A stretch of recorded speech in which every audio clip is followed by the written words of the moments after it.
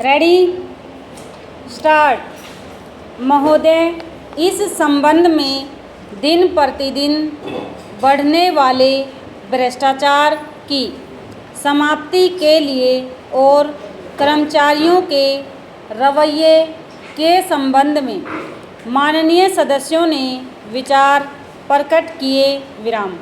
मैं समझता हूँ कि इससे कोई समझदार व्यक्ति इनकार नहीं करेगा कि भ्रष्टाचार को प्रोत्साहन देना चाहिए। विराम।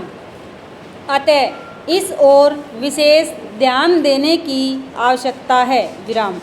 भ्रष्टाचार को समाप्त करने के लिए जो कठिनाइयाँ सरकार के समक्ष हैं, उन पर शीघ्र ही कदम उठाए जाने चाहिए। विराम।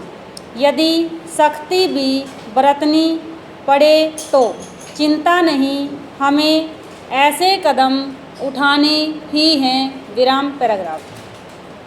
मैं यह जानता हूँ कि बहुत से लोग, जिनमें कुछ हमारे साथी भी हैं, इसकी कुछ बातों का विरोध करते हैं। विराम।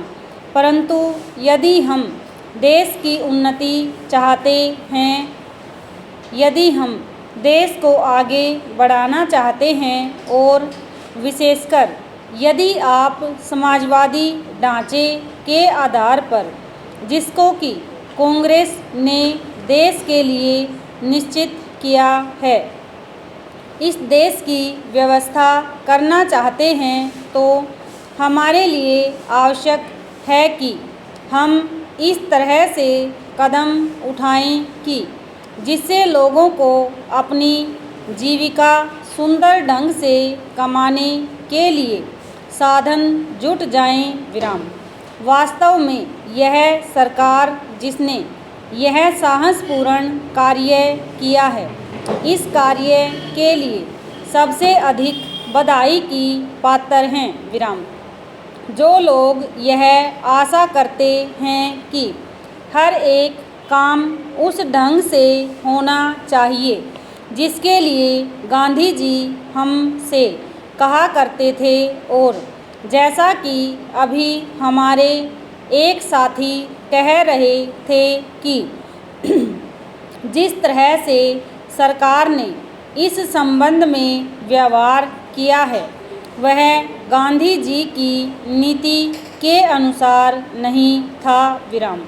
यही नहीं, उन्होंने तो एक तरह से कांग्रेस ने जो समाजवादी ढांचे पर समाज की व्यवस्था की नीति अपनाई है, उसका विरोध किया, और मेरी समझ में उनकी बात नहीं आती कि एक तरफ तो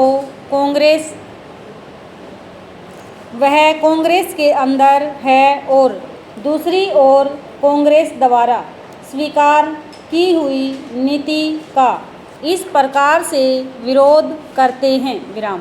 मैं समझता हूँ कि वह इस बात को भी जानते होंगे कि कांग्रेस द्वारा इस नीति को स्वीकार करने वालों में अधिकतर वे ही लोग हैं जो गांधी जी के अनुयायी हैं और उनके सिद्धांतों में विश्वास रखते हैं। विराम।